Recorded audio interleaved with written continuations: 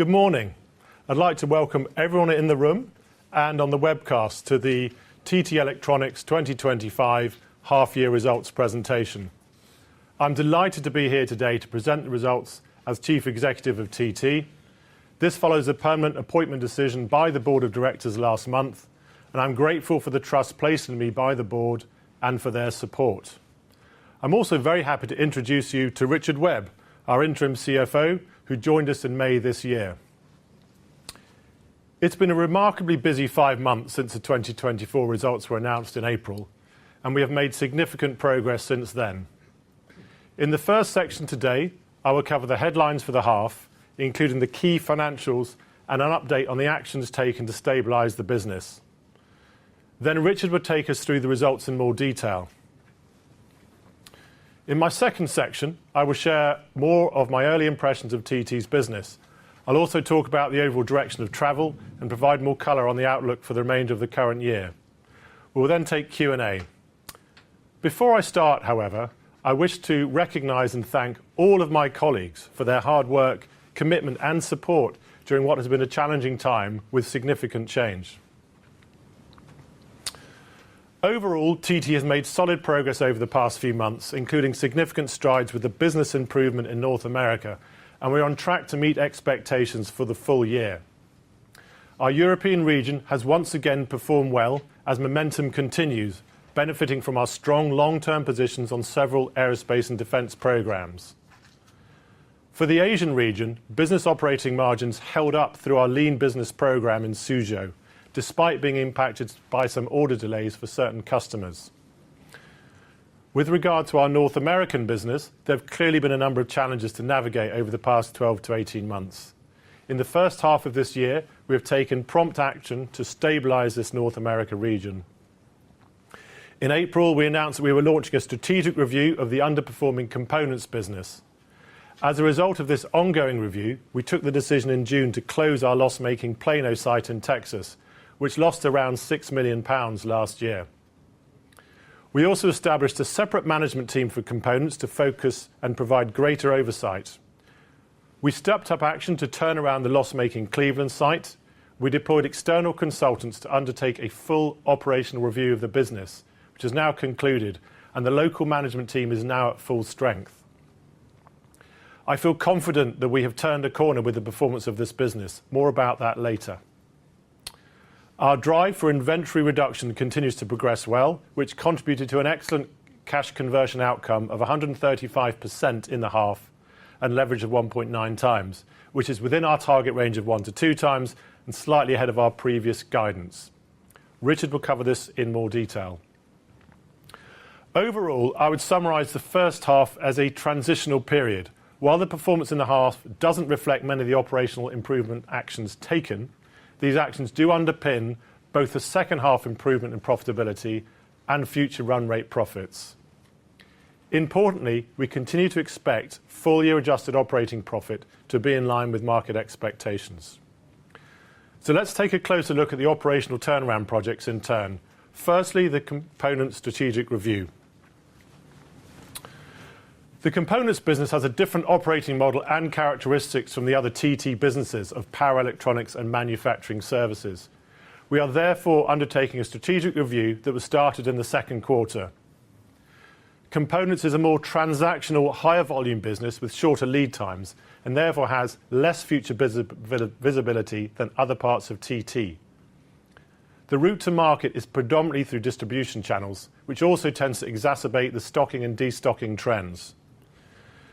Consequently, I believe it is the right decision to give this business separate management focus within TT, and we are already seeing benefits from this new structure, including tailored initiatives for pricing, marketing and product development. This will ultimately drive improved performance through volume, margin and overhead recovery, especially when we see a positive turn in the industry cycle. We continue to monitor levels of our components product inventory held by distribution partners and, as you can see from this graph, encouragingly, the stock levels have been showing a consistent downward trend. Although we haven't yet seen a significant uplift in new order intake, it is encouraging to see a stabilisation of order levels. A key action to improve the performance of the components business was the decision to close the Plano site to stem the losses. Production is planned to discontinue by the end of this year. The factory is currently fulfilling demand from last time buy orders, which also helps underpin the second half improvement for the business. We are now expecting cash closure costs of around £4 million, which is lower than originally anticipated and delivers a payback of less than 1 year. Now for an update regarding the ongoing activities to improve performance at the Cleveland, Ohio site. There has been a lot of activity at this site, and I'm pleased to share some recent data. In fact, Richard and I were there last week along with the board, and we were heartened to see the significant progress being made. I'm glad to report we have turned the corner in Cleveland, having implemented a detailed improvement plan which was developed with our local site team in collaboration with the external consultants. The plan incorporates multiple margin and cash flow initiatives, including pricing, production planning, inventory optimization, procurement, and efficiency measures. Manufacturing processes at the site have become more efficient, supported by improved factory layout, process optimization, and waste reduction. You can see the outcome of these initiatives in the 2 charts on this slide, which show encouraging trends. In the blue column chart, productivity, which is defined as standard hours earned divided by total labour hours paid, has been consistently improving during the year and has now reached our target level. June was an expected temporary dip due to a planned 1-week factory shutdown to improve the layout and flow. Productivity improvement has been delivered partly through a reduction in scrap and rework hours, which can be seen in the purple column chart. In addition, we have further reduced headcount at the site, which is down 17% since the beginning of the year. More efficient operations has led to improving service levels to our customers, including on-time delivery, which puts us in a better position to tighten our commercial terms for legacy low-margin contracts. The benefit of this work stream will be delivered over several months as existing contract terms come up for renewal. We have also completed a comprehensive balance sheet review, which has resulted in a largely non-cash restructuring charge in the first half of £5.7 million, predominantly related to aged and obsolete inventory. Now that the external consultants have completed their assignment, the improvement project work streams are owned by the Cleveland team. There is full commitment from this team to continue to deliver on the improvement plan, and it was very encouraging to hear updates from them last week. So hopefully that gives you a good feel for the progress with our short-term priorities, especially as we focus on improving the operational performance in North America. Now I'd like to hand over to Richard to go through the first half numbers in more detail.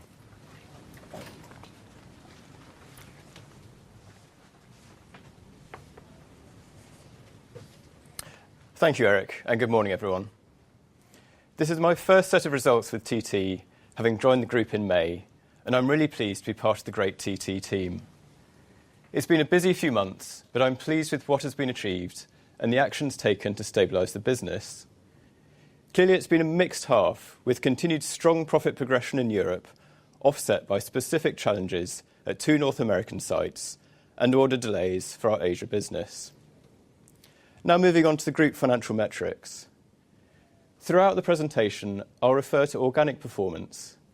This reflects the performance on a constant currency basis and with the impact of last year's Project Albert divestment removed. Revenue was down by 6% organically. If we exclude the Plano site from both periods, we would have been down by 4.3% organically. As already communicated, Plano will be closed by the end of the year. Adjusted operating profit declined by 29.7% organically to £13 million, as strong operational gearing in Europe was more than offset by 2 loss-making North American sites. Adjusted operating margins dropped by 180 basis points on an organic basis to 5.5%. Adjusted EPS declined to 1.9 pence, reflecting the reduction in operating profit and the impact of a much higher effective tax rate in the current year, as we cannot currently recognise a deferred tax asset for the US.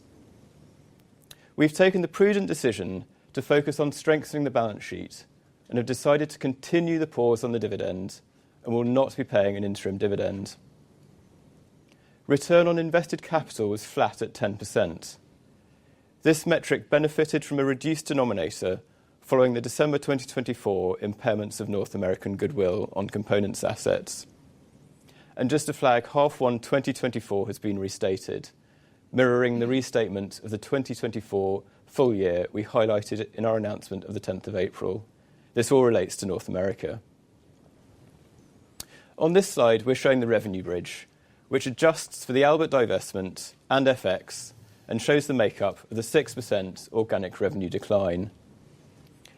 Our positioning on long-term programmes in this strong aerospace and defence end market has driven the growth in Europe, offset by the issues at two sites, Plano and Cleveland in North America, and the order delays impacting our Asia business.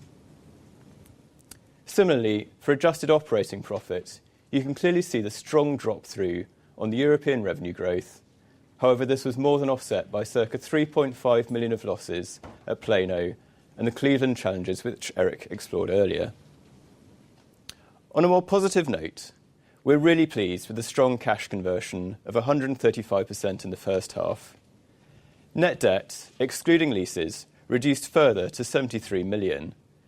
This is a 36 million reduction since the end of June last year, and we're very happy with the good progress on cash conversion and debt reduction. Free cash flow was 6.4 million. Over the last 18 months, there's been a significant focus on reducing our inventory levels, and this initiative resulted in a 5 million contribution to the H1 cash flow, putting us well on track to delivering the commitments to a 15 million reduction in inventory by the end of 2026. We closed the half with covenant leverage at 1.9 times. As profits recover and cash generation continues, we expect to see a slight further reduction in leverage over the remainder of this year. Looking at the cash conversion in a bit more detail, working capital movements were a net inflow of 0.9 million in the half.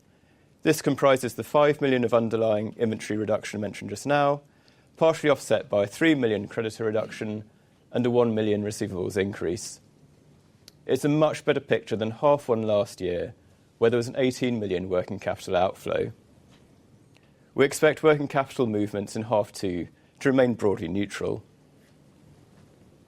Before we move on to the performance of the regions, it's worth looking at end market revenue, which shows similar themes to 2024. Aerospace and defence continues to grow strongly, with the main benefit showing through in our European performance. Healthcare was down 6% organically, driven by the well-documented reduction in US research grants and funding into the sector. Automation and electrification declined by 14% organically, reflecting end market weakness for our customers. And finally, distribution, which is where we have continued to experience our main challenges, with a 17% organic reduction. The biggest impact was in the North America region, particularly for our Plano site. As Eric mentioned earlier, we are now seeing distributor inventory levels stabilise. Now moving on to the regional performance. The European region continues to perform well, reflecting our long-term positioning with key customers in the A&D sector. We have built on a strong 2024 performance to deliver a 5% revenue increase on an organic basis and a 34% organic increase in adjusted operating profit. Operating margins have further improved, up 330 basis points to 15.6%, benefiting from a favourable product mix in the half, good operational leverage on growth, and further efficiency improvements coming through. Order cover for the region remains very strong, and we expect to deliver further organic revenue growth for the year as a whole. Clearly, North America has faced another difficult half, given the slow components market and the execution challenges at our Cleveland site. However, as Eric has explained, action has been taken, and although not visible in the first half results, we expect to see evidence of these actions in our second half performance. Revenue is down 10% on an organic basis, with some good growth in Kansas City, where a successful turnaround has been achieved from the challenges noted last September, more than offset by declines in Cleveland and in components. If we exclude Plano from both periods, the organic revenue decline is 5.8%. The 5 million loss in the region includes a circa 3.5 million loss at the Plano site, which will be closed in the second half. In the half, we have booked restructuring costs taken below adjusted operating profit, with 6.7 million booked in relation to the Plano site closure and 5.7 million for restructuring of Cleveland, which is mainly inventory related. As we look into the second half, a combination of higher revenue, management actions taken, such as the Plano closure and the Cleveland improvement plan, means we expect the region to return to profitability in the second half, although the region is expected to be loss-making for the year as a whole. Finally, Asia, which has made another good contribution to the group, despite lower levels of revenue, reflecting order delays due to geopolitical and related uncertainties. On an organic basis, revenue is down by 9%. Operating profit reduced by 14% organically, driven by the adverse impact of volume reductions. 2025 is a transition year for the region, with the ongoing transfer of production for a major customer at their request from China to Malaysia. This is progressing to plan. The region is still delivering a strong margin performance, with margins broadly maintained at 13.2%. Revenue in the second half is expected to be slightly lower as the order delays are expected to continue. The drop-through impact will result in half two margins being marginally lower than half one. I wanted to highlight on this slide the ongoing balance sheet de-risking. Inventory has reduced by 22 million in total. 5 million was as a result of the sustained hard work on our ongoing inventory reduction initiatives, as I mentioned for the cash conversion slide earlier. These initiatives are expected to further reduce inventory in the second half, and we are on target for achieving the previously stated 15 million reduction by the end of 2026. This is on top of the 14 million reduction in inventory delivered in 2024. Separately, the Plano closure announcement has resulted in around 5 million of inventory being written off below adjusted operating profit, and the comprehensive balance sheet review at Cleveland also resulted in a circa 5 million of inventory being written off, also below adjusted operating profit. As previously flagged, profit in 2025 is expected to be weighted to the second half. This slide gives some of the building blocks, not drawn to scale, to deliver the step up in second half profitability. The Plano and Cleveland sites were significant drags on half one profitability. The decision to close the Plano facility and subsequent last time buy activity into the site in half two will provide a positive contribution. The Cleveland improvement plan will start to deliver improved performance. We have also factored in the impact of the ongoing order delays for our Asia business. We expect full year adjusted operating profit to be in line with market expectations. With that, I'll hand back to Eric.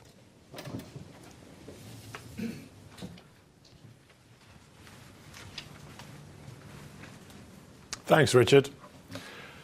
So, having spent much of the presentation so far looking back and reviewing the turnaround activities and progress, what's next?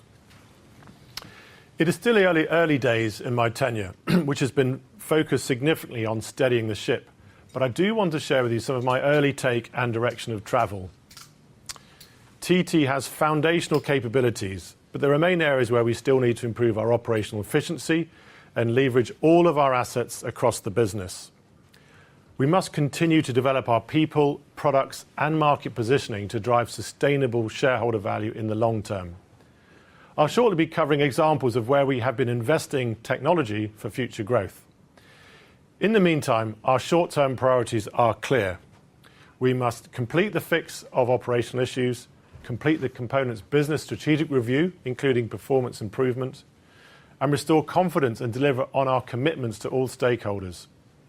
I also want to mention that early on in post, I empowered the 3 regional heads by bringing them onto the executive team.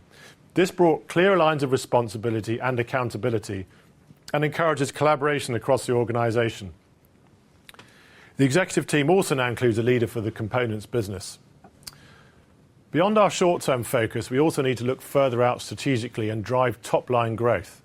I've been impressed by many things that I've observed, getting to know our business and our employees over the last few months, which I think goes to the heart of the underlying investment case.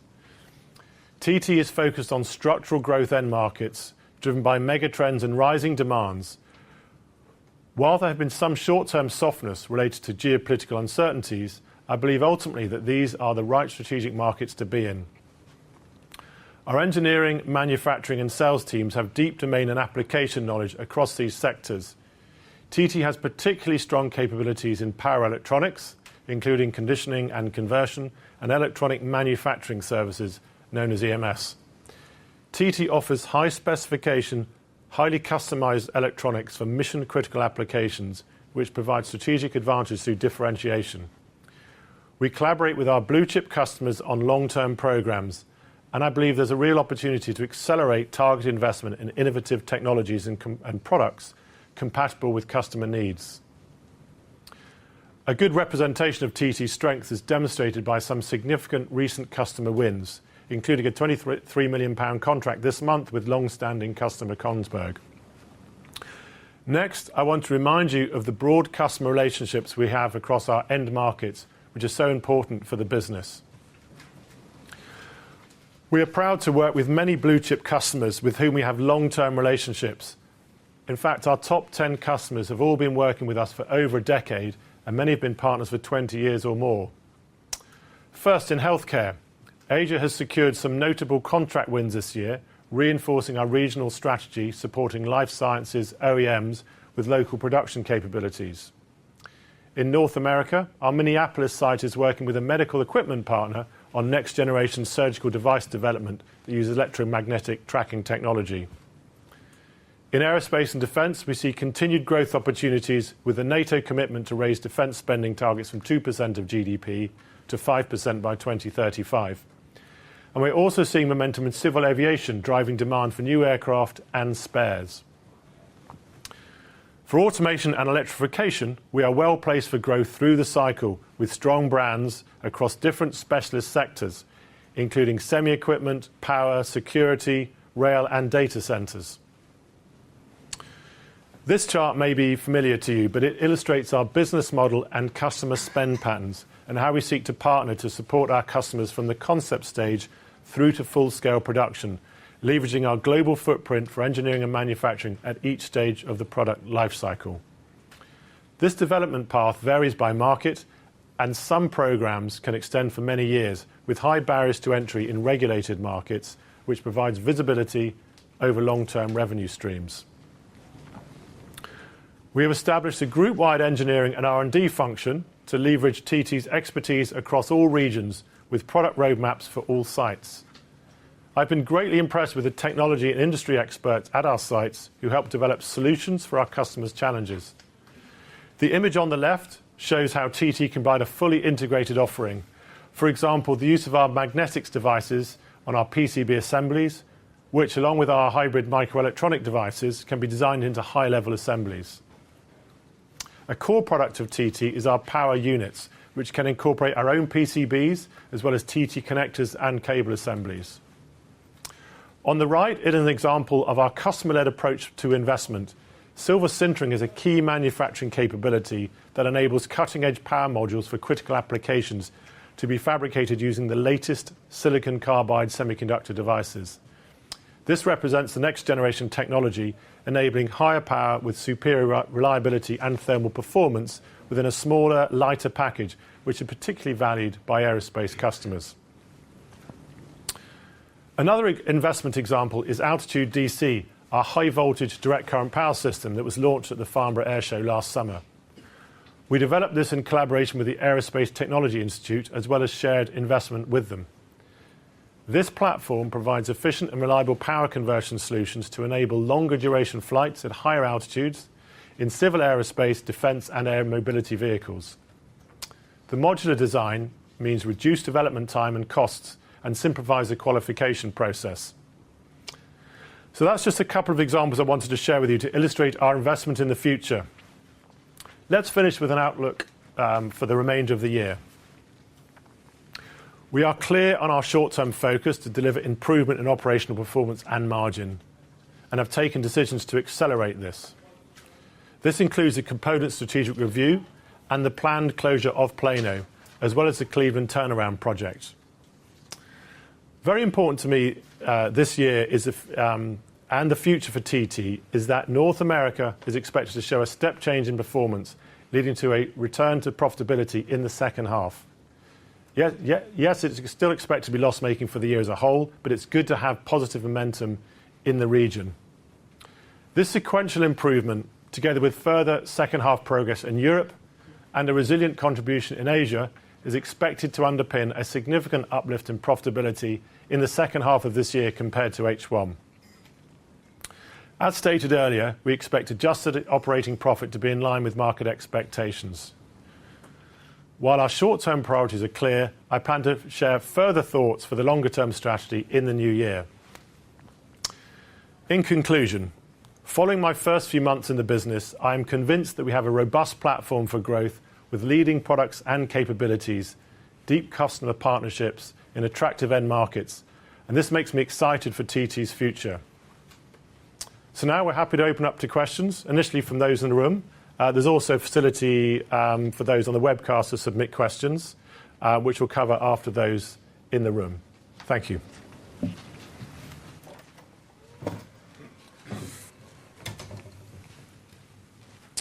Okay, first hand up. Right. Thank you. Not sure that's working. Mark Davis-Jones from Stifel. Could I ask about the Asian business, please? Because clearly the US has been a priority and you're getting to grips with that, but delays seem to be drifting onwards in Asia. When does delay become work that's not coming your way?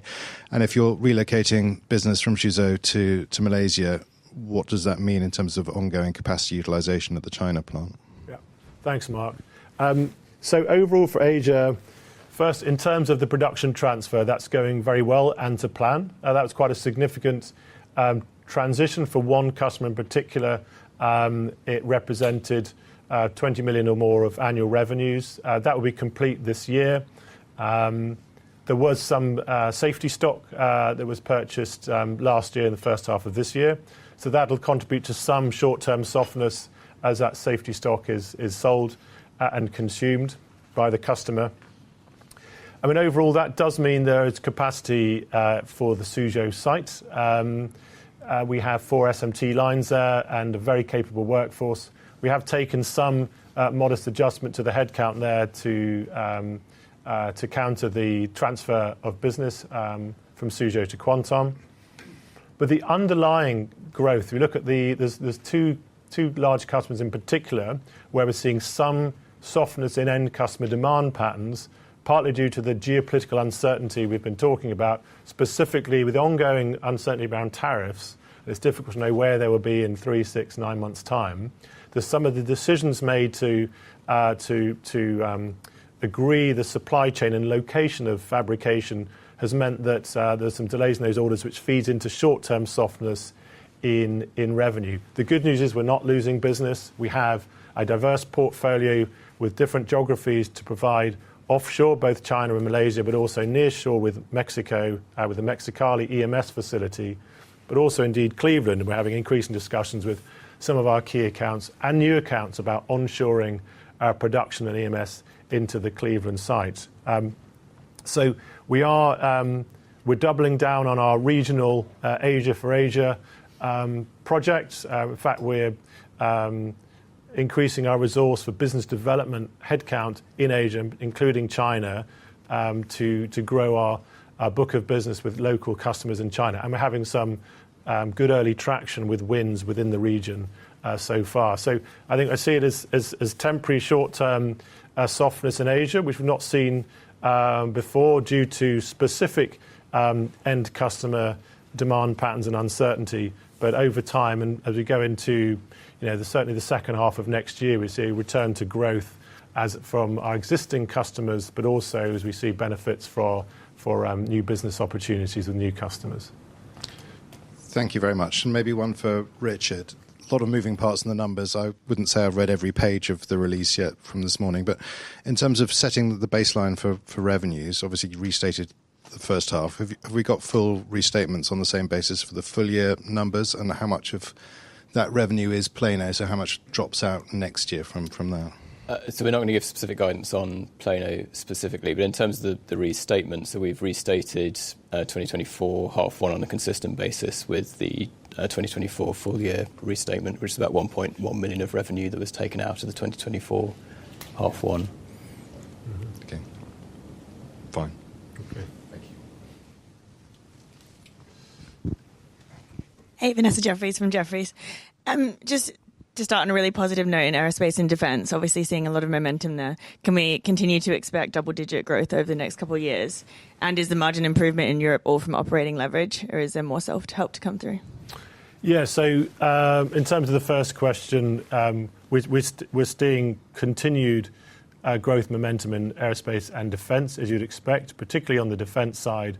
That's largely in Europe, but also increasingly in North America as well. We're getting defence contract wins in Kansas and Cleveland. I mean, this month in particular is a particularly strong month. We'll have this year will represent a record order intake for our Europe business. So certainly very strong demand, and a lot of these contracts are multiple years. It gives us good visibility of the future years, and particularly underpins a continued growth into next year. I wouldn't comment on double-digit growth for the next 2 years because you're starting from a higher base, but we certainly expect continued growth over the next couple of years, if not beyond, which is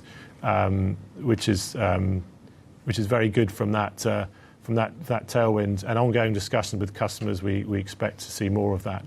I think in terms of the operational leverage, it's largely down to increased revenue and over a well-maintained cost base. There's some other initiatives as well in there, partly mix. We have some increase in some spares, which is high margin, but also some other self-help initiatives, including some pricing reviews and changes, which helps the margin as well. And then in Asia, obviously you've just explained all the drivers behind the delays, but I think it's fair to say that your decline is maybe a little bit bigger than some of your peers. Coming into the business, do you think that you are as well set as peers to deal with the volatility that's arisen from tariffs? Yeah, it's a fair observation. I think we've got specific large customers that have impacted the revenue for this year, and in particular it's the extra stocking and safety stock from last year is partly contributing to that, and we're also seeing, as I mentioned, some order delays, and some of these customers, we're having live discussions with them right now. They're looking ahead and trying to understand, for example, US import duty from Malaysia is currently 24%. Is it going to go down to 15, 10 or less, or stay where it is? So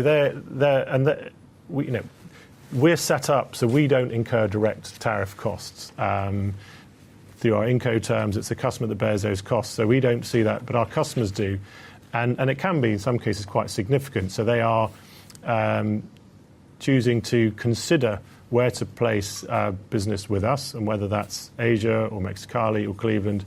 So we're seeing that perhaps more acutely than the general market because of the nature of some of our customers. There is some also compounding that, some specific end customer softness, particularly in healthcare. You've got some reduced R&D spend in North America, which is affecting some of the equipment devices that we sell into in OEMs. And for other specific reasons, some current softness in the automation electrification space. But we don't expect those conditions to prevail for the indefinite future, and expect, we expect certainly by this, middle of next year, a return to growth for the Asia region. And then just finally on North America, you said that, for a while that there's been no customer losses. But maybe if you can talk about how your customers are responding to, hearing the business under review, under separate management. For the components business specifically, I think the immediate impact was quite acute in in Plano. We've got some last-time buys, which I mentioned, at premium pricing, which is obviously contributing to the second half uplift.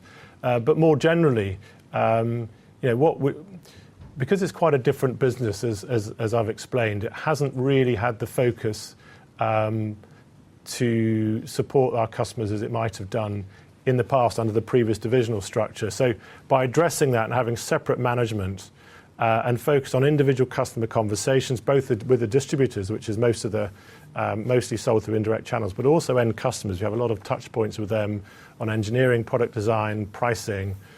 We're already seeing the benefits of that, anecdotally and more generally.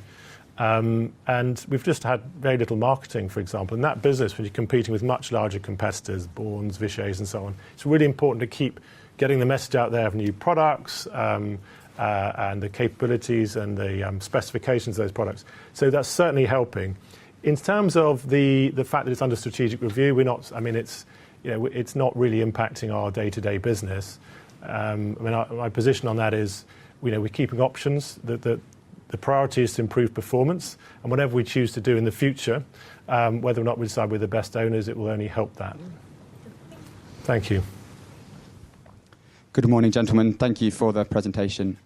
Just starting with capital allocation, clearly deleveraging has been a key aspect of that. I was just wondering if we could get any colour on whether there's kind of any key milestones we should look out for the resumption of the dividend.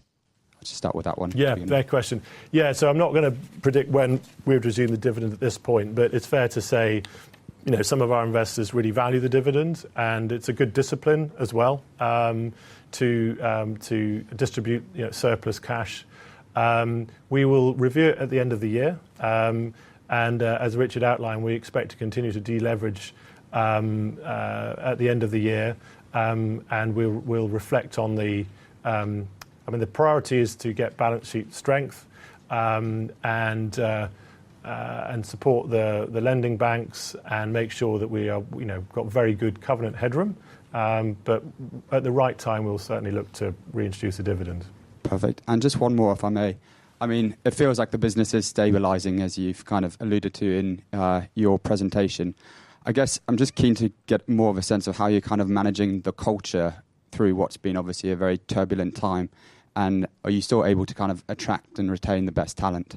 And what are you doing around that? Yeah, that's an interesting question. Yeah, it's really important for the organisation because it often gets overlooked with a huge amount of change and disruption at the top management team, within the organisation, with the plant closure as well. I've made it a very high on the list to communicate a lot internally, have regular meetings. We've reinstated pulse surveys around engagement and responding to those. The most useful part about that is you get the sense of how people are feeling and what to do about it. And the heart of it, as you'd expect, is communicate. And we're doing lots of explaining what we're doing, why we're doing it, and the benefits of what we're doing and making the business stronger. And that's really, I think, resonating. We're seeing improvement in the survey results that's coming through. And I make a point of having regular town halls, both all hands and the sites I go to. And I think, how does that manifest? The attrition rates we are seeing are higher than I'd like them to be generally. But if you look across the manufacturing sector as a whole and globally, we are no worse, but better than the average. So it is a challenge, particularly some of the sites we're at. It's notoriously difficult to attract and retain people at all levels, including direct labour. But I think we're measuring up okay. There's room for improvement. But I'm feeling it's getting appropriate attention because it really matters. Obviously, business's heart of it is our people. Perfect. Thank you very much.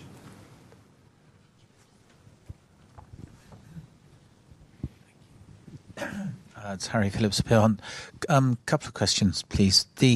Just thinking about tariffs in Asia and what have you, and obviously the relocation of some business into Malaysia, and I appreciate sort of it's directly outside your control, but do you envisage sort of going forward that there might be more sort of moves out of China by some of your customers and the need to follow? So I suppose the question is, how much sort of residual capacity have you got outside China to sort of facilitate that change? Yeah, no, great question. We have I mean, specifically, that one customer move was largely triggered not so much by tariffs, by the US Chip Act and wanting to not have China in the supply chain and IP.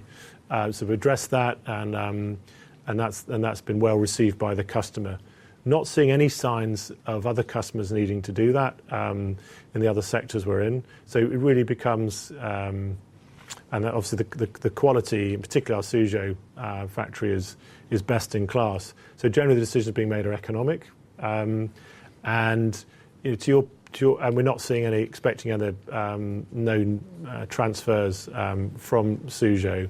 I think in terms of capacity, we've deliberately made a point of investing in capacity to support changes. So the SMT line in Kuantan is now being well utilised. Also in Mexicali, EMS, and we've got spare capacity in the PCB assembly for the Cleveland site. So we're well placed. I mean, our issue fundamentally is we need more orders and grow the revenue and volume, and that's the most fundamental way of improving our operating profit margin, by getting the leverage up and covering our overheads. So we are not short of capacity. That's not a constraining factor. So one of the things I'm doing now is a reorganisation of the sales and marketing team, and we're investing more in business development resource across all regions, in particular in Asia and North America, to fill the factories. So we're well placed for any further moves or increases in orders. And then the second question is just on working capital, so apologies in advance. I think your comment was that working capital would be broadly flat second half. And I'm just thinking against the context of last time buy Plano, where clearly by the year end you'd expect obviously cash in, if you like, against that last time buy. Maybe it runs over a little bit into next year, but and then also the rundown in the sort of safety stock you were talking about in the context of the Asian switch, which doesn't sort of makes flat working capital sort of seem, well, I would expect maybe a reduction rather than just simply running at the same levels. So we're not going to see sort of 135% of cash conversion for the full year as a whole, but we will see very strong cash conversion. So there will be a kind of positive contribution for the full year. We will be seeing kind of balance sheet delevering continue, and we'll be within the kind of range of 1.5 to 2 times, but will be a kind of decrease from where we are at 1.9 times. So that there will be a kind of good, strong full-year cash conversion for the group. Yeah, I mean, specifically on second half working capital movement, I don't want to share, go into the details, but I think there's certainly the last time buy opportunity you referenced, and that is very much back-end year loaded. So a lot of the receivables we picked up in the second half of the year. So I wouldn't be surprised to see a growth in receivables at the end of the year. But we continue to drive down all parts of working capital where we can, and there's more to go with inventory reduction over time as well. Thank you. Thanks.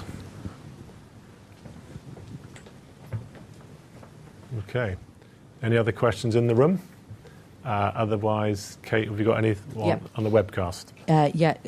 Question from Joel at Investec. Yeah.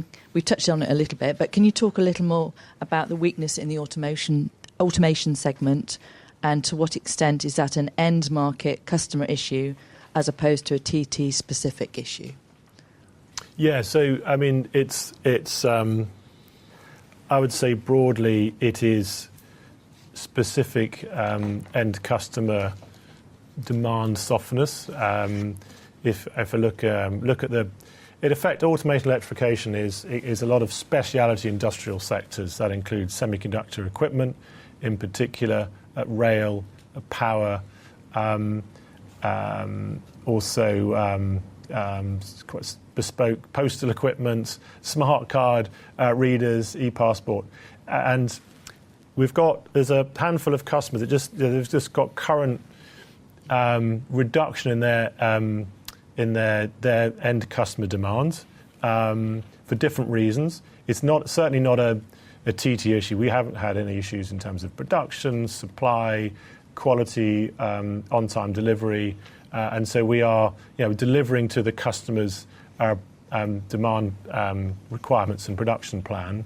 But ultimately, as I said, that sector should be growing. We're seeing, I mean, it's probably, without exaggerating the point, the semiconductor equipment market, some parts of the semi sector are going extremely well, as you'd expect, given the demand for increased demand for semi-chips and AI and so on. Within that, though, the second order of the growth in the semiconductor equipment does vary by customer. And the US CHIP Act, whilst offering a significant opportunity, I think the last number was around $100 billion investment, there's so much uncertainty around that, and it takes time and a lot of planning to build up new fabs in the US. It has caused a pause in demand for a couple of our customers. So that's a contributing factor. So again, we expect long-term trends to improve, but short-term softness. So that's it from the webcast. Any final questions in the room? In which case, thank you all very much for coming. It's great to see a full turnout. That's heartening. Thanks for the questions, and look forward to chatting to you later on. Okay, see you next time. Thanks, everyone. Thanks.